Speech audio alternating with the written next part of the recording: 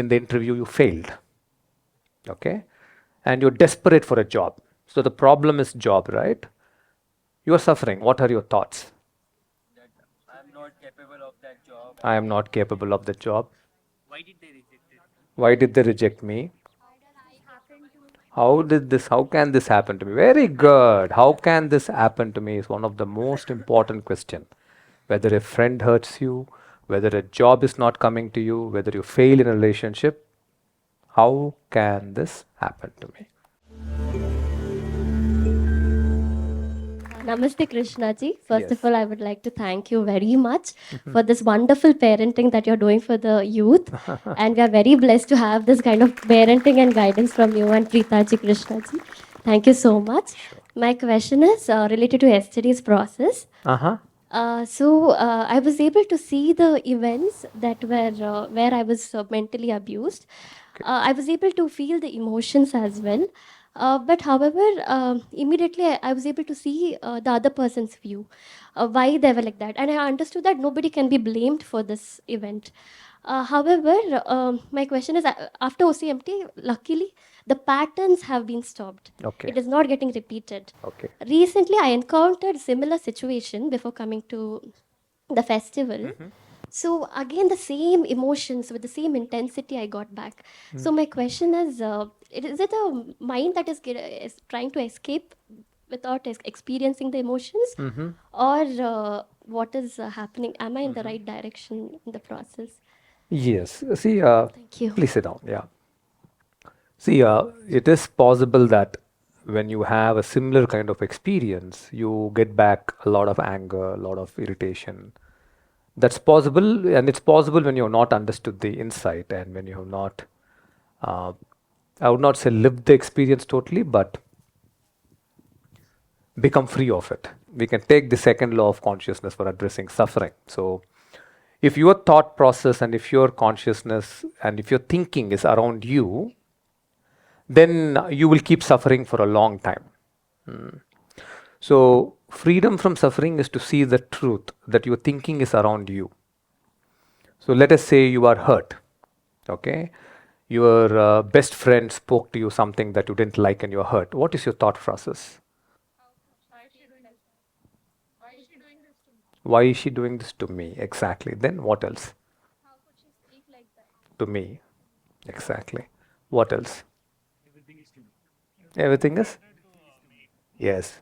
So let's say you went for a job, for an interview, and in the interview you failed. Okay? And you're desperate for a job. So the problem is job, right? You are suffering. What are your thoughts? That I'm not capable of that job. I am not capable of the job. Why did they reject it? Why did they reject me? How can this happen to me? Very good. How can this happen to me is one of the most important question. Whether a friend hurts you, whether a job is not coming to you, whether you fail in a relationship, how can this happen to me? So you are a very special human being with 5 legs and 5 hands. What else? Beautiful. What else?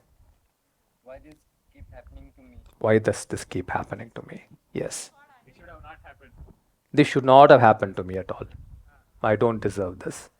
So if you look at suffering, you must see that the entire thought process is around the second law. You are going on about you.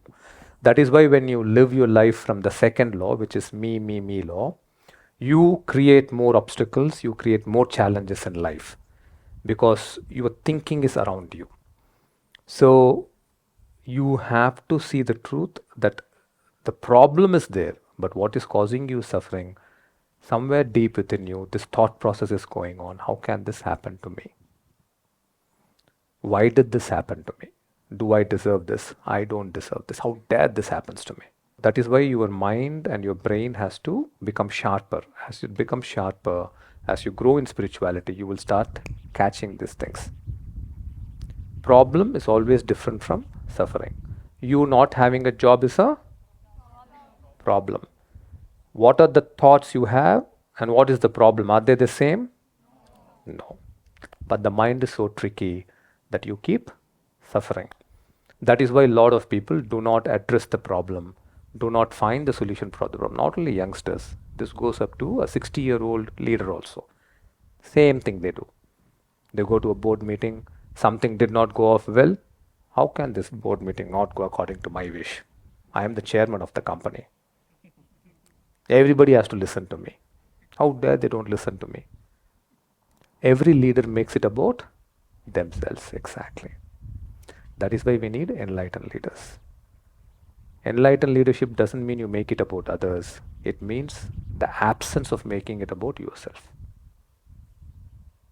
That is the key, okay? An enlightened leader is one who has not made it about himself or herself. It is about the vision, it is about the mission. And if suffering arises, you look at the truth and come out of suffering and still continue on your path of wanting to achieve what you want to achieve. That is the key, that is what you are learning.